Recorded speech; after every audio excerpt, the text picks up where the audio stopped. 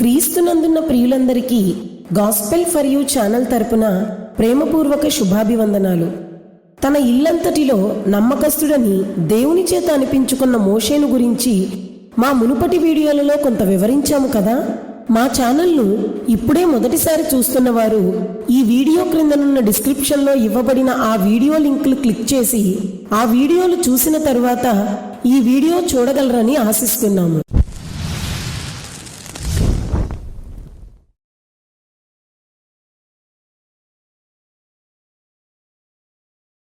ఐగుప్తు దాస్యం నుండి దేవుని చేత మోషే ద్వారా విడిపింపబడ్డ ఇజ్రాయేలీయులు పిల్లలు కాక 6 లక్షల కాల్బలము. ఇజ్రాయేలీయులు ఐగుప్తు చెరలో ఉన్న కాలము 430 సంవత్సరములు. అంత దారుణమైన చెర నుండి విడిపింపబడిన నాటి రాత్రి ఇజ్రాయేలీయులు పస్కా పండుగను ఆచరించారు. దానిని చాలా విధి విధానాలతో ఆచరించాలని, అన్యుడెవడూ అది తినకూడదని, ఒక్క ఇంటిలోనే దానిని తినాలని, దాని మాంసము ఇంటిలో నుండి బయటకు తీసుకుని పోకూడదని, దాని ఎముకలలో ఏదీ విరవకూడదని యెహోవా దేవుడు వారికి ఆజ్ఞాపించారు. మరియు యెహోవా మోషేతో, ఇజ్రాయేలీయులలో మనుష్యుల యొక్కయు పశువుల యొక్కయు పంటల యొక్కయు ప్రథమ ఫలమును నాకు ప్రతిష్ఠించాలి అని చెప్పారు. అలా ఇజ్రాయేలీయులను ఐగుప్తు నుండి ఫరో పోనీయగా ఈ ప్రజలు యుద్ధము చూచినప్పుడు వారు పశ్చాత్తాపపడి ఐగుప్తునకు తిరుగుదురేమో అని యెహోవా అనుకుని ఫిలిష్తీయుల దేశము సమీపమైనను ఆ మార్గమున వారిని నడిపింపలేదు, కాని చుట్టుదారియగు ఎర్ర సముద్రపు అరణ్య మార్గమున వారిని నడిపించారు. వారు సుక్కోతు నుండి ప్రయాణమైపోయి అరణ్యము దగ్గరనున్న ఏతాములో దిగిరి. వారు పగలు రాత్రి ప్రయాణము చేయునట్లుగా యెహోవా దేవుడు పగలు మేఘస్తంభముగా రాత్రి అగ్నిస్తంభముగా వారికి ముందుగా నడిచెను.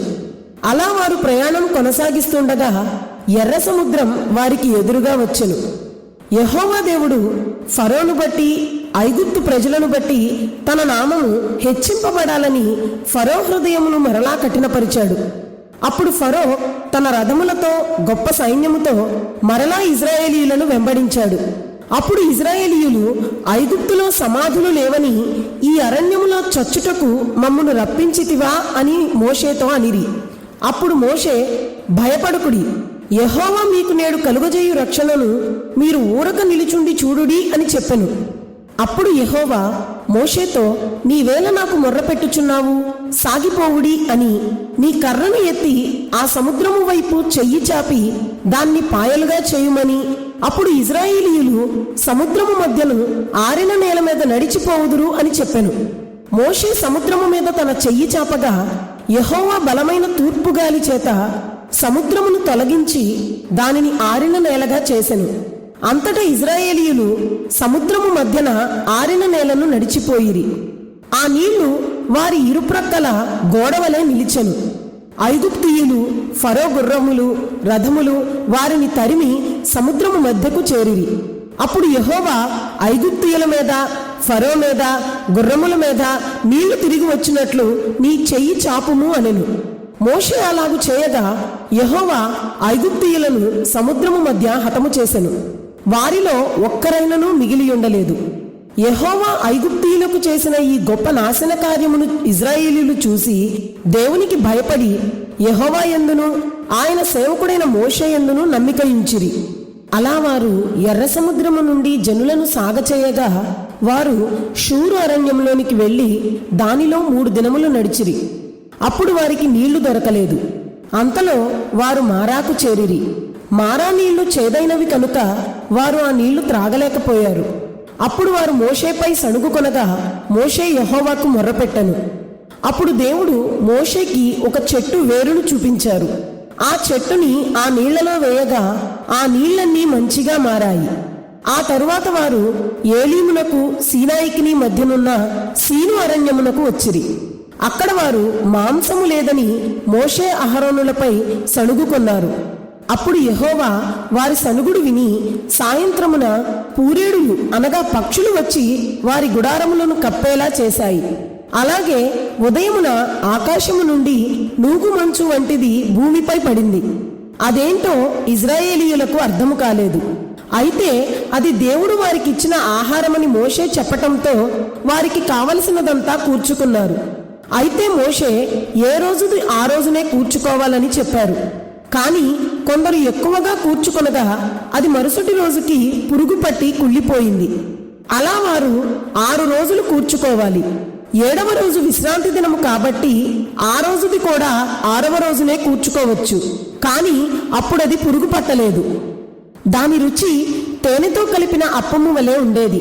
తెల్లని కొత్తిమీర గింజలులాగా ఉండేవి. అప్పుడు వారు రెఫీదీము దగ్గరకు వచ్చినప్పుడు నీళ్ల కోసం మోషేతో మరలా గొడవపడ్డారు. అప్పుడు దేవుడు మోషేతో తాను చూపిస్తున్న హోరేబులోని బండను కొట్టమని అందులో నుండి నీళ్లు వస్తాయని చెప్పారు.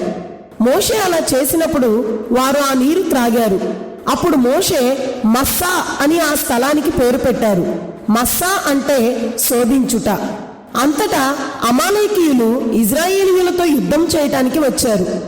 అప్పుడు ఇశ్రాయేలీయులు వారితో యుద్ధమునకు వెళ్ళినప్పుడు మోషే అహరోనును హూరును వెంటబెట్టుకుని కొండ శిఖరం పైకి వెళ్ళాడు. అప్పుడు మోషే ఉదయం నుండి సాయంత్రం వరకు చెయ్యి పైకెత్తినప్పుడు ఇశ్రాయేలీయులు గెలిచారు. చెయ్యి దించినప్పుడు ఓడిపోయారు.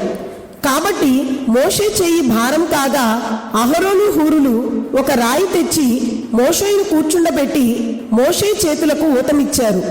అప్పుడు ఇశ్రాయేలీయులు యుద్ధం గెలిచారు. కాబట్టి మోషే అక్కడ ఒక బలిపీఠం కట్టి దానికి యెహోవా నిస్సి అని పేరు పెట్టారు. నిస్సి అంటే ధ్వజం అని అర్థం. అప్పుడు వారు సీనాయి అరణ్యంలోనికి రాగా మోషేను దేవుడు కొండపైకి పిలిచారు. మోషే కొండపైకి చేరినప్పుడు దేవుడు అగ్ని రూపంలో ఆ కొండకి దిగివచ్చి 10 ఆజ్ఞలు గల పలకలను మోషేకు ఇచ్చారు.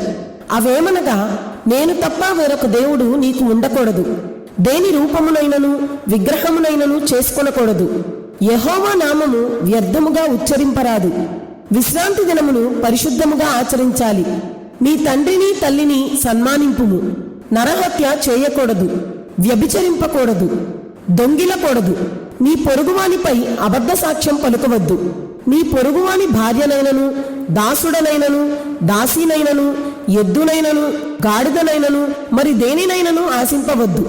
మోషే కొండపై నుండి దిగివచ్చి ఇశ్రాయేలీయులకు 10 ఆజ్ఞలను వివరింపగా వారు ఆచరిస్తామన్నారు. మోషే ఆ విషయాలను గ్రంథమందు లిఖించాడు. మరునాడు మోషే మరలా కొండపైకి వెళ్ళాడు. అక్కడ 40 దినాలు గడిపిన తరువాత దేవుడు అతనికి మందసాన్ని, ప్రత్యక్ష గుడారాన్ని, యాజకులు ధరించవలసిన ఏఫోదును, వాటి యొక్క నిర్దిష్ట కొలతలను వివరించారు.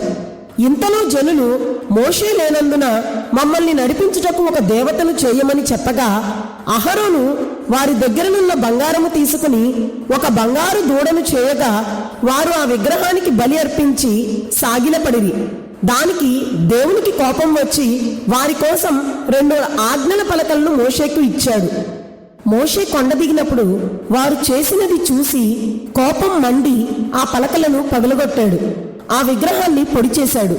ఆ తరువాత దేవుడు 12 గోత్రాలకు ఒక్కొక్క కర్ర చొప్పున 12 కర్రలను తీసుకుని ఆ గోత్రపు పెద్దల పేర్లు వ్రాయమని, లేవీ గోత్రపు కర్రపై అహరోను పేరు వ్రాయమని చెప్పెను. ఆ 12 కర్రలను ప్రత్యక్ష గుడారములో ఉంచమన్నారు. తరువాత రోజు మోషే పోయి చూడగా అహరోను కర్ర చిగుర్చి పూలు పూసెను. అలా లేవీ గోత్రాన్ని దేవుడు తన యాజకత్వానికి నియమించుకున్నారు. అప్పుడు వారు సీనాయి అరణ్యంలో నీళ్లు కోసం సనగగా దేవుడు మోషే అహరోనులతో నేను చూపించు బండతో మాట్లాడమని చెప్పగా వారు ఆ బండపై 2 సార్లు కొట్టారు. అప్పుడు దేవుడు మీరు నన్ను నమ్మలేదు గనుక నేను ఇశ్రాయేలీయులకిచ్చు వాగ్దాన దేశానికి మీరు నడిపించరు అన్నారు. తరువాత జనులు మరలా సణుగగా దేవుడు వారి మధ్య సర్పాలను పంపాడు. అప్పుడు చాలా మంది చనిపోయారు. అయితే అప్పుడు మోషే దేవునికి మొర్రపెట్టగా ఒక ఇత్తడి సర్పాన్ని చేసి స్తంభంపై నిలవబెట్టమని చెప్పారు. పాముకాటు పొందిన వారు ఆ సర్పాన్ని నిదానించి చూచినప్పుడు వారు బ్రతికారు. తరువాత మొదట తానిచ్చిన ఆజ్ఞల పలకలను మరలా మోషేకిచ్చి వాటిని మందసంలో పెట్టమన్నారు. వారు వాగ్దాన దేశానికి సమీపిస్తుండగా దేవుడు మోషేను నెబూ పర్వత శిఖరానికి ఎక్కించి అబ్రహాము, ఇస్సాకు, యాకోబులకు తాను ఇస్తానని వాగ్దానము చేసిన వాగ్దాన భూమిని చూపించాడు. కానీ నువ్వు అక్కడకు వెళ్ళకూడదని చెప్పాడు. మోషే 120 సంవత్సరములు బ్రతికి మోయాబు దేశంలోని లోయలో పాతిపెట్టబడ్డాడు. మోషే యెహోషువపై చేతులుంచగా అతడు జ్ఞానపూర్ణుడు అయ్యాడు. మోషే జీవిత చరిత్రకు సంబంధించిన మా ఈ వీడియో మీకు ఉపయోగకరంగా మేలుకరంగా ఉంటే మీకు నచ్చితే లైక్ చేయండి. గాస్పెల్ ఫర్ యూ ఛానల్ను సబ్స్క్రైబ్ చేయండి. మరొక అద్భుతమైన అంశంతో మరలా మీ ముందుకు వస్తాము. దేవుని మహోన్నతమైన నామమునకు మహిమ, మీకు సమాధానమును కలుగునుగాక. ఆమెన్.